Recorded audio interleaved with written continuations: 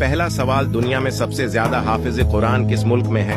5, 4, 3, 2, 1. सही जवाब है इंडोनेशिया में। जन्नत की जमीन किस चीज से बनी हुई है? 5, 4, 3, 2, 1.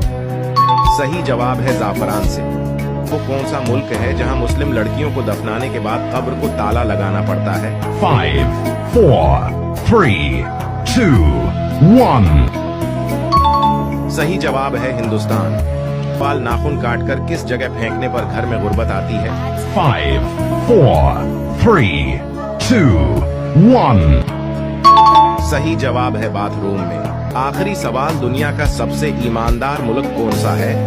5, 4, 3, 2, 1. इसका जवाब कमेंट में दें। दोस्तों, वीडियो को शेयर करें और साथ साथ